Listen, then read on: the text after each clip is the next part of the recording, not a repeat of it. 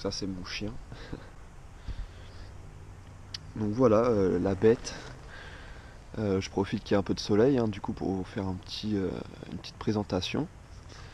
Donc c'est une moto électrique homologuée 125 cm3.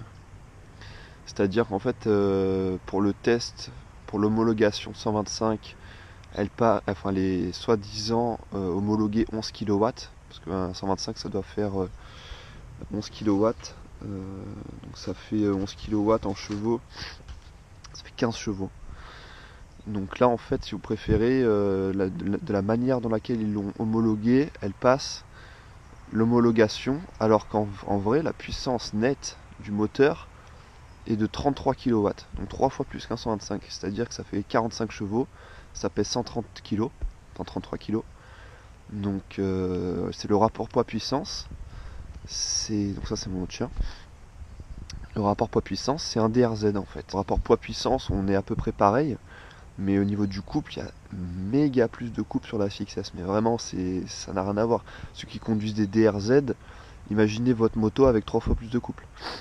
Voilà, donc ça veut dire que c'est... Bon, après, il n'y a pas les vitesses, donc c'est difficile d'étager la puissance sur une moto électrique. Donc, pour faire des wheelings, il va falloir se concentrer parce que c'est très très très puissant. Et ça vient, le couple il vient vraiment dès le début. Donc c'est vraiment une autre façon de voir les choses. Toute façon d'appréhender les wheelings par exemple. Après esthétiquement, moi je la trouve magnifique. Donc elle est totalement noire. Il faut savoir que c'est une marque californienne, Zero Motorcycle. Donc le look il est, voilà, c'est type style américain quoi. Donc là ce que vous voyez au milieu, c'est la batterie. Donc c'est massif. Bon, l'avantage c'est que là la moto elle fait 130 kg. Mais il n'y a pas à rajouter l'huile, l'essence qui va faire monter le poids. Donc là c'est 130 kg, elle fera toujours 130 kg. Donc ça c'est la batterie, ça c'est le moteur. Donc là je sais pas si on peut le voir par là, le moteur.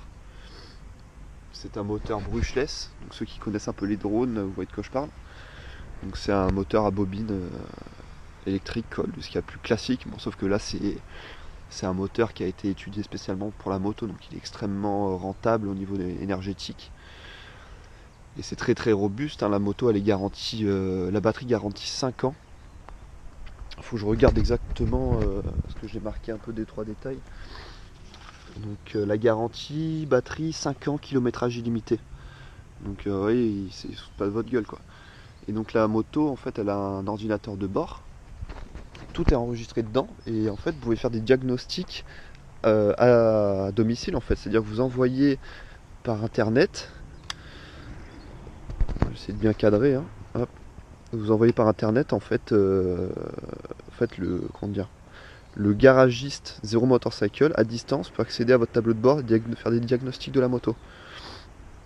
Donc il n'y a pas besoin de se déplacer en concession. Pourquoi elle clignote comme ça? Parce qu'il y a la béquille. Si j'enlève la béquille. Tac, ouais. Voilà, donc là en fait vous voyez ça s'est mis en vert. Ça veut dire que là on peut démarrer. Donc là il y a un coupe-circuit, ce qui est plus basique. Là il y a les modes. Donc on peut choisir mode sport, éco, custom.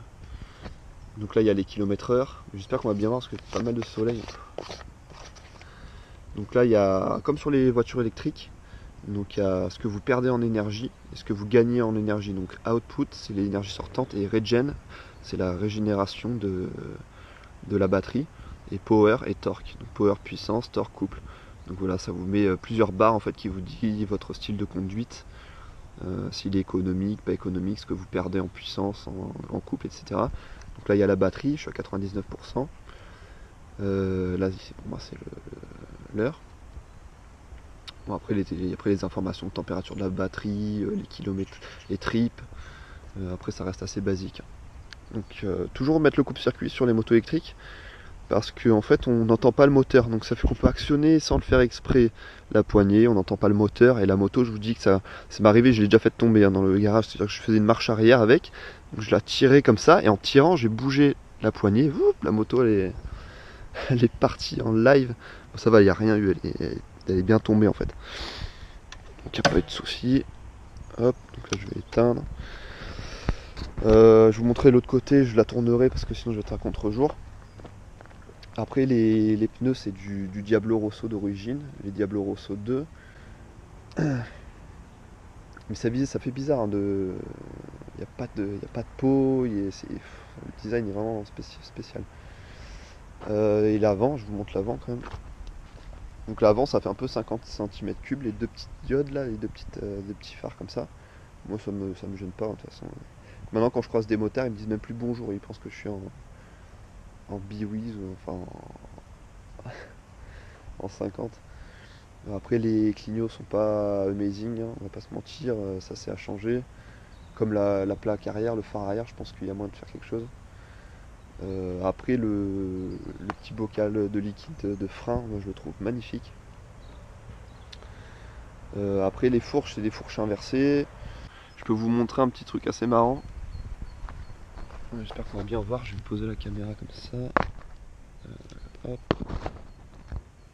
tac.